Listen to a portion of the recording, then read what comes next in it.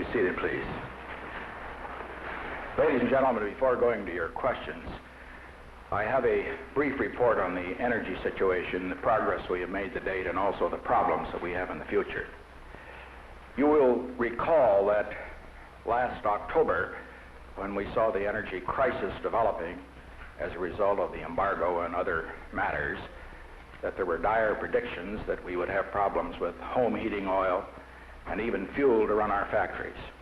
As far as the entire situation is concerned, I am able to report tonight that as a result of the cooperation of the American people, as a result, too, of our own energy conservation program within the government, that I now believe confidently that there is much better than an even chance that there will be no need for gas rationing in the United States. Looking to the future, I believe we can say now that while the crisis has been passed, the problem remains. It is a serious problem, but it is one that can be dealt with.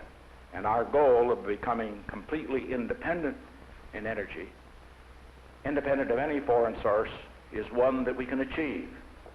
But it will require the continued cooperation of the American people, which I am sure we will get, and responsible action by the Congress.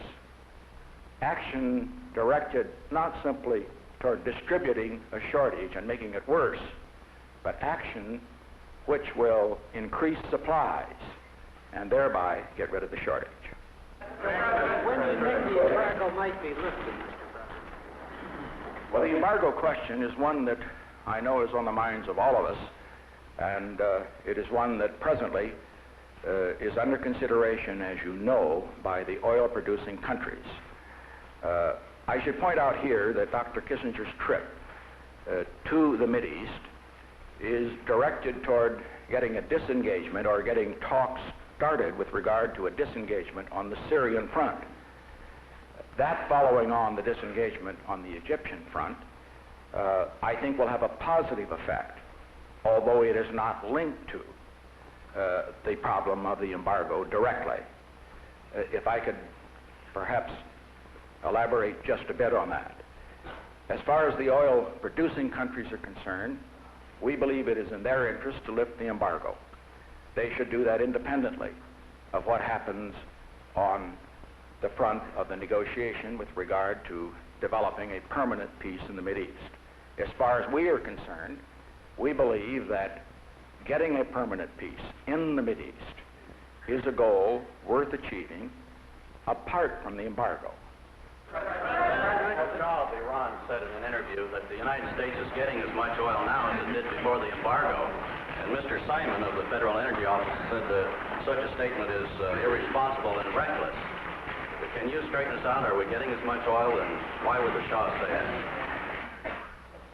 Well, first, I would not say that the Shah was irresponsible and reckless. However, his information, I think, is different from ours, and we have good reason to know what we're getting. We are getting substantially less from the oil-producing countries in the Mideast than we were before the embargo. That's why we are, of course, very anxious to get the embargo lifted as soon as possible. Mr. President, what is your personal reaction to the expulsion of the Soviet Union of Alexander Solzhenitsyn, and will it in any way affect our policy of détente? Well, my personal reaction is that I am, of course, an admirer of a man who has won a Nobel Prize for Literature, and one who has also shown, as he has shown, such great courage. Second, as far as our relations with the Soviet are concerned, if I thought that breaking relations with the Soviet or turning off our policy of negotiation and turning back to confrontation would help him or help thousands of others like him in the Soviet Union, we might do that. On the other hand, I look back to the years of confrontation, and I find that men like him, as a matter of fact, rather than being sent to Paris, would have been sent to Siberia or probably worse.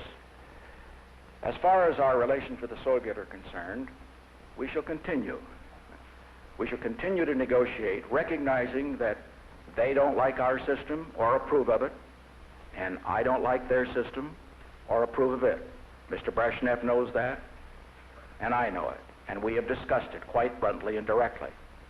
However, it is essential that both nations, being the superpowers that we are, continue to make progress toward limiting arms, toward avoiding confrontations which might explode into war, as it might have in the Mideast if we had not had this period of negotiation, and also continuing those negotiations for reduction of forces in Europe and reduction of arms, or certainly the limitation of arms, and the various other initiatives that we are undertaking with the Soviet. In a nutshell, this is what we have to consider.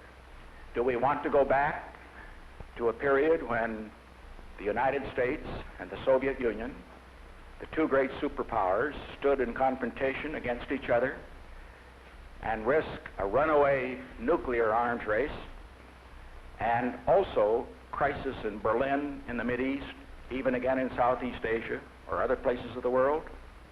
Or do we want to continue on a path in which we recognize our differences, but try to recognize also the fact that we must either live together or we will all die together?